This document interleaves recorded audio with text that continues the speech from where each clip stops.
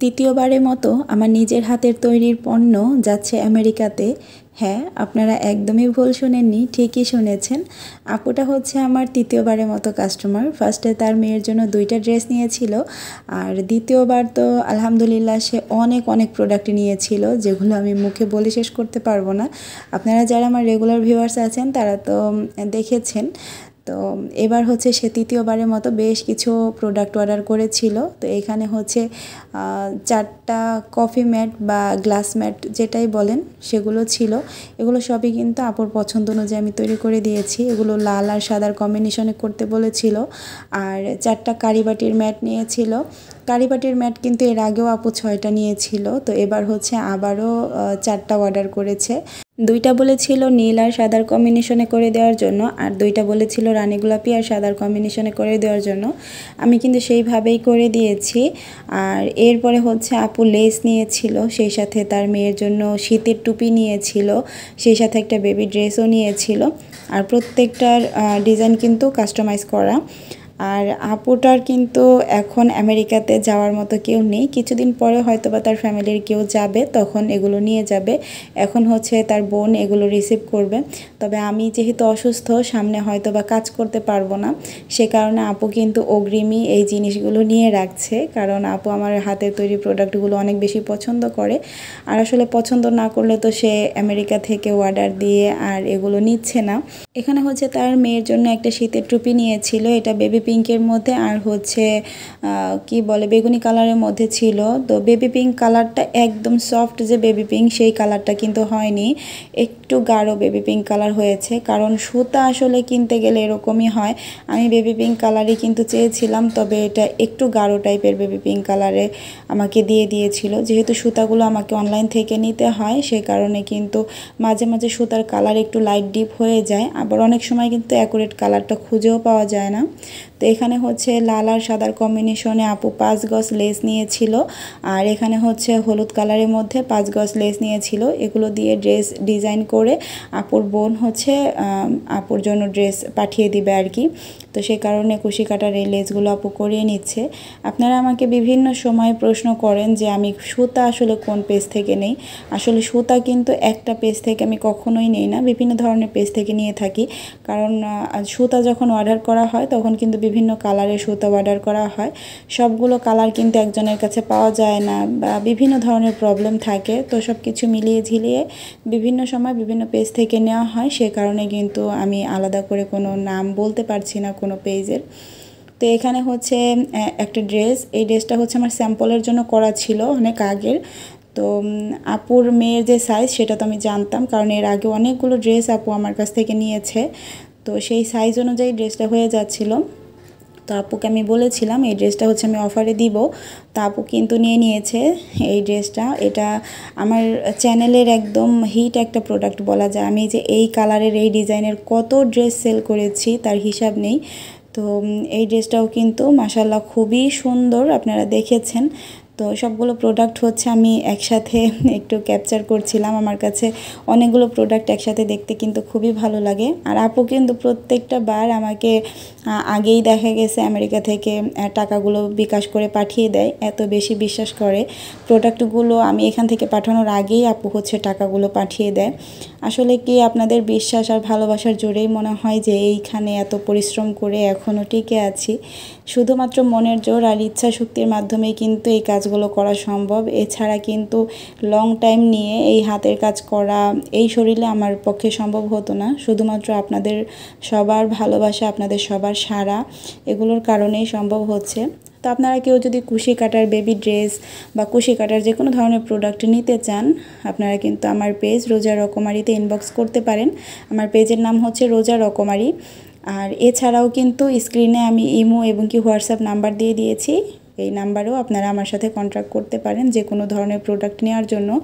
আর একটা কথা, প্রত্যেকটা জিনিসের সাইজ অনুযায়ী যেহেতু দামটা নির্ধারণ করা হয়, সে কারণে কিন্তু আপনারা কমেন্টে যদি প্রোডাক্টের দাম জিজ্ঞেস করেন তাহলে কিন্তু আমি বলতে পারবো না। আপনাদের দাম জানার জন্য হোক বা প্রোডাক্ট নেওয়ার জন্য হোক, স্ক্রিনে থাকা নাম্বারে যোগাযোগ করতে হবে বা আমার পেজে নক দিতে হবে। পেজে গিয়েও কিন্তু মেসেঞ্জারে নক দিতে হবে আর কি। কমেন্ট করলে আসলে কমেন্টের মধ্যে ওইভাবে প্রত্যেকটা জিনিসের বিস্তারিতভাবে দাম বলা যায় না, কারণ সাইজের উপরে ডিজাইনের উপরে প্রত্যেকটা জিনিসের দাম নির্ধারণ করা হয়। তো হাতের তৈরি প্রোডাক্টগুলো আসলে এরকমই। আর আমি যেহেতু যে কোনো একটা জিনিস সেল করি না, বিভিন্ন ধরনের প্রোডাক্ট নিয়েই আমি কাজ করছি। তো আপনারা যার যেটা খুশি নিতে পারেন। তো রিসেন্ট কিন্তু আপনারা হিজাবের মধ্যেও সুতার কাজ করিয়ে তারপর কুশি কাটার লেস করিয়ে নিতে পারেন। এগুলোর কিছু ডিজাইন আমি আপনাদের সাথে শেয়ার করব রিসেন্ট। তো আপনারা যদি কেউ নিতে চান তাহলে যে কোনো ধরনের হিজাবের এক কালারের হিজাবের মধ্যে সুতার কাজ বা কুশি কাটার কাজ বা দুইটা একসাথে করিয়েও কিন্তু নিতে পারেন কাস্টমাইজ করে। তো সেগুলোও কিন্তু দেয়া যাবে। তো এটা হচ্ছে আর অন্য আরেকটা দিনের ভিডিও। আমি হচ্ছে সকালবেলা উঠেই রান্না বাড়ার প্রিপারেশন নিচ্ছিলাম। তো আমি তো সব সময়ই দেখা গেছে দুপুরে যেটা রান্না করব সেটাও প্রস্তুতি নিয়ে নেই সকালবেলাতেই। তো এই যে এখানে হচ্ছে ঝুম বৃষ্টি হচ্ছিল, মানে সকালবেলা উঠেই দেখি বাইরে প্রচুর পরিমাণে বৃষ্টি হচ্ছিল। আর আমি হচ্ছে কিচেনে রান্না করছিলাম। বৃষ্টির সময় রান্না করতে বেশ ভালোই লাগছিল, কারণ গরম লাগছিল না। তবে খুব বেশি টাইম আর ভিডিও করতে পারিনি, রান্না বাড়ার সময়টা ভিডিও করেছিলাম। এরপরে কিন্তু কারেন্ট চলে গিয়েছিল, কারণ প্রচুর পরিমাণ বজ্রপাত বিদ্যুৎ চমকাচ্ছিল। সে কারণে আর পরবর্তীতে কারেন্ট না থাকার কারণে আমি আর ভিডিও শ্যুট করতে পারিনি। তো আজকে সকালের নাস্তা হিসেবে হচ্ছে আমি এখানে সেমাই রান্না করব আর রুটি বানাবো। আর দুপুরে রান্নার প্রস্তুতিটাও কিন্তু আমি এই সময়ে নিয়ে নিব, মানে একবারেই করে ফেলবো। সেমাইটা বসিয়ে দিয়ে তারপর হচ্ছে তরকারিটা এক চুলায় বসিয়ে দিয়ে আমি হচ্ছে রুটি করব। আর রুটি করা হয়ে গেলে আরেকটা তরকারি বসিয়ে দিয়ে তারপর আমরা নাস্তা করতে চলে যাব। আমি হচ্ছে মানে দুপুরের সকালের বা সারাদিনের রান্নাটা চেষ্টা করি সকালবেলাতে আসলে করে ফেলার জন্য। বারবার রান্নাঘরে আসাটা আর সম্ভব হয়ে ওঠে না, যেহেতু এক অসুস্থ, আর দ্বিতীয়ত হচ্ছে আবার বিজনেসের অনেক অনেক কাজের প্রেশার থাকে, সব কিছু মিলিয়েই আসলে সম্ভব হয় না। তো এখানে হচ্ছে আমি লাল সেমাইটা রান্না করব। আমি এখানে দুধ নিয়ে নিয়েছিলাম 1 লিটার, আর অল্প একটু দারুচিনি আর 2টা এলাচ দিয়ে দিচ্ছিলাম, কারণ এতে করে সেমাইয়ের ঘ্রাণ খুব ভালো আসে। পরবর্তীতে আমি আর অল্প একটু তেজপাতাও দিয়েছিলাম। আর আজকে দুপুরের জন্য হচ্ছে রান্না করব পেঁপে দিয়ে পাঙ্গাস মাছ আর হচ্ছে আলু দিয়ে চিংড়ি মাছ। তো 2টা আইটেমই থাকবে। আর হচ্ছে ভাতটা করে নিব। আর এই যে এখন হচ্ছে আমি দুধটা জাল বসিয়ে দিয়েছি, দুধটা ভালো করে জাল হয়ে যাবে। আর এর মধ্যে হচ্ছে আমি সেমাইটা ভেজে নিব।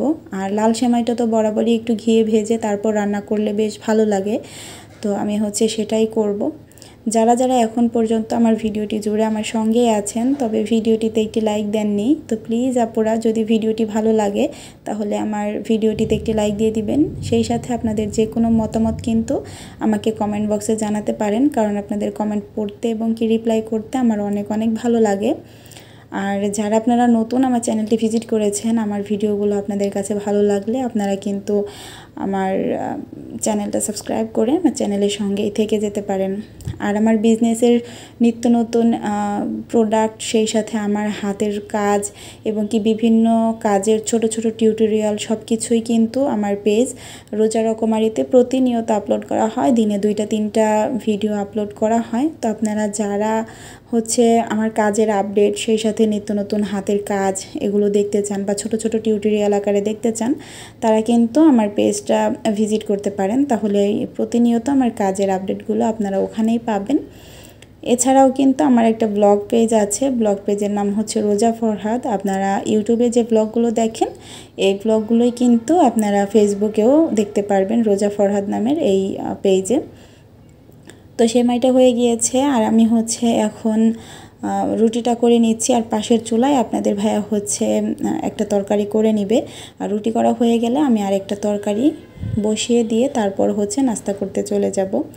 আমি কিন্তু নর্মালি একটা করে রুটি মানে বেলি আর একদিকে ছেঁকি। অনেকে আছে এই কাজটা পারে না, তারা সবগুলো রুটি একেবারে বেলে তারপরে হচ্ছে ছেঁকে। আমি মনে করি এতে টাইম আরও অনেক বেশি লাগে আর ঝামেলাটাও বেশি হয়। তবে আমি আল্লাহর রহমতে রুটি বানানো যখন থেকে শুরু করেছি জীবনে ফার্স্ট, সেই সময় থেকেই কিন্তু একসাথেই রুটি বেলা এবং কি ছেঁকা পারি আল্লাহর রহমতে, কারণ আমি আমার আম্মুকে এই কাজটা করতে দেখেছি। আর এভাবে আমিও কীভাবে যেন আর কি শিখে ফেলেছি। তো আমি একদিকে রুটি বেলতে থাকি আর একদিকে সেঁকতে থাকি। তো খুব সুন্দর করেই আমার মানে একসাথেই কাজটা হয়ে যায়, এতে করে সময়ও অনেকটাই বেঁচে যায়। তো তো পরবর্তীতে কারেন্ট চলে যাওয়ার কারণে কোনো কাজ বা খাওয়া দাওয়া কোনো কিছুই আর শেয়ার করতে পারিনি। আজকের ভিডিওটা এখানেই শেষ করে দিচ্ছি। সবাই অনেক অনেক ভালো থাকবেন, সুস্থ থাকবেন। আল্লাহ হাফেজ। আসসালামু আলাইকুম।